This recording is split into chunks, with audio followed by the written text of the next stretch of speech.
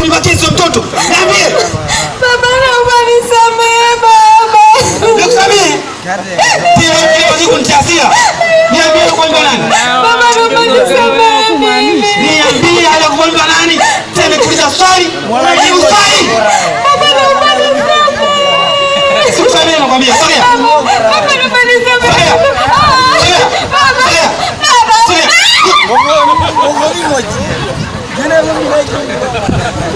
Ziduna.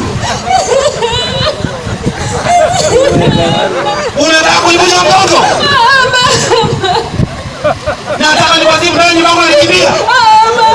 Sasa anasema hivi, kwa vile hutaki kuniambia, ndio wewe mpuzi mwenzio hali ya kufimisha. Sasa uondoke nyumbani kwangu. Baba Ziduna, jamani mume wangu imekuaje? Nisema Ziduna, unafukuza mtoto wetu ataenda wapi? Baba Ziduna jamani. Kelele nakwambia.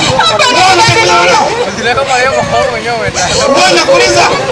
Tusamehe tu mume wangu. Mimi na wewe tunataka tukule kijiji cha kibio. Hata na mume wangu sasa ndo maneno gani? Anafahamisha wewe.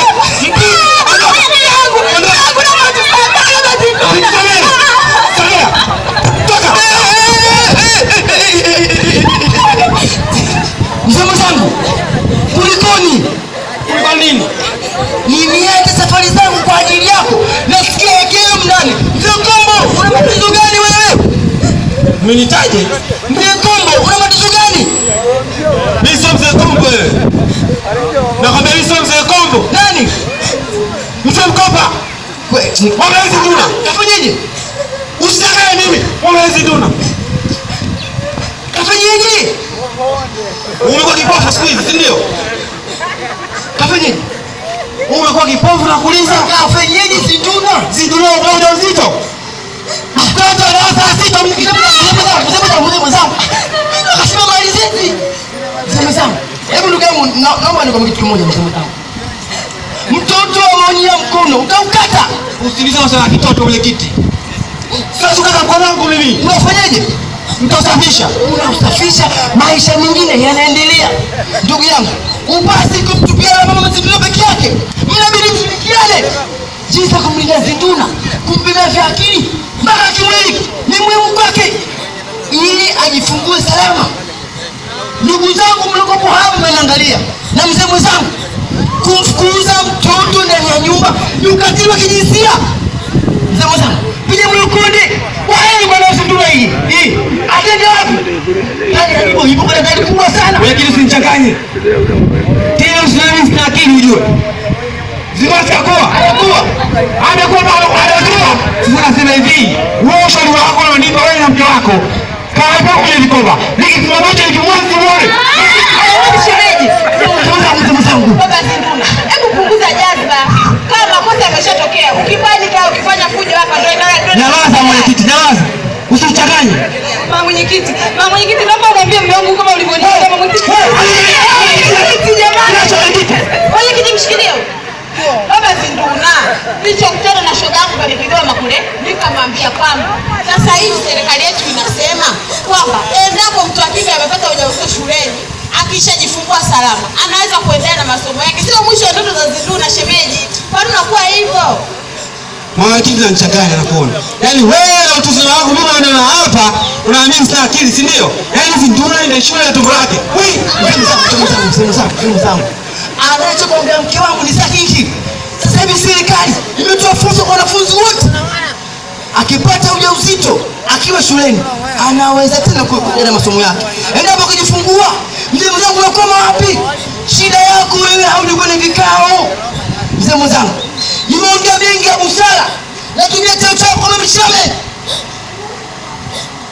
Mama Poza, Abe, shirikiano na Ziduna kwanza leo aanze kliniki. Haraka sana. sawa. Mzee mzangu, nakusikiliza. Umna kahawa. Twende tukanye kahawa. Na leo utanile vikahawa vikombe 10. Unasemaje? utanulia kahawa vikombe 10 leo.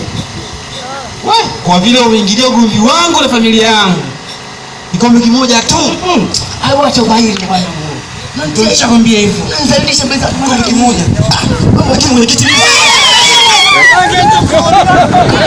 Ndugu zangu vipi? Mbona kutembeleza watu kama hivi maana yake nini? Mama. Kwani imekuaje?